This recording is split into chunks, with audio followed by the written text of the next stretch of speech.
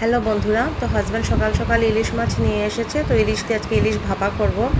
তো আমাদের ঘরে সবারই খুব প্রিয় ইলিশ মাছ। তো এখানে ইলিশ ভাপা করব আর ইলিশের মাথা দিয়ে করব, কুমড়ো দিয়ে, মিষ্টি কুমড়ো দিয়ে করব। ভীষণ ভালো লাগে। আর তো ছেলেইটা খাবে না, তার জন্য ওর জন্য পনির করব আর কি। এটার জন্য ইলিশ ভাপার জন্য এখানে সরষ ভিজিয়ে রেখে দিয়েছি মাত্র অল্প নুন দিয়ে। আর এখানে আমার ভাত হয়ে যাচ্ছে। আর ভাত হওয়ার পরে তারপরে আমি করে নেব আর কি। দেখুন আমার ভাতও হয়ে গেছে।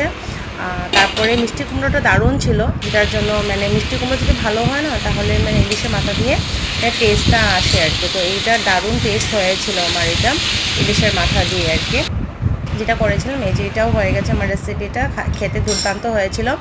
আর ইলিশ ভাপা যেটা করছি না, এটা আমি কোনো টিফিনে বা কোনো ইয়েতে করছি না, আমি কড়াইতে মানে করে নিচ্ছি আর কি।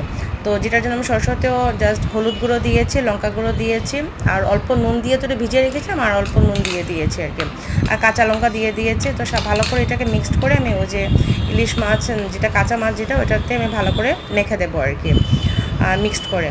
আর মাখার পরে আর ওখানে অল্প দিয়ে, যেটা মাস্টার্ড অয়েল অল্প দিয়ে দেবো। তো সরষের তেলটা না কি হয়, অল্প দিয়ে দিলে ভালো হয় আর কি, টেস্টটাও আরও ভালো আসে। তো এখানে দিয়ে দেবো। আর এটা আমি যেহেতু এক বেলার জন্যই করছিলাম, তাই 3টা মাছই করছিলাম এখানে। তারপর এটা আমি কড়াইতে এখানে দিয়ে দিয়েছি অল্প ভালো করে জল ছিটা দিয়ে, গ্যাসটা একদম সিম করে দিয়ে দেবো। তারপর এটা ঢেকে দিয়ে দিয়েছি। আর এটা আস্তে আস্তে 15 মিনিটের মতো রেখে দেবেন। এই যে 15 মিনিট পরে যতটুকু চান আপনারা রাখতে পারেন গ্রেভি। তো এটা খেতে মানে দারুণ হয়েছিল। শর্টকাট যদি এই যে ইলিশ ভাপা হয়েছে, তো শর্টকাট করতে হলে এরকম করা যায়। তো কীরকম লেগেছে আমার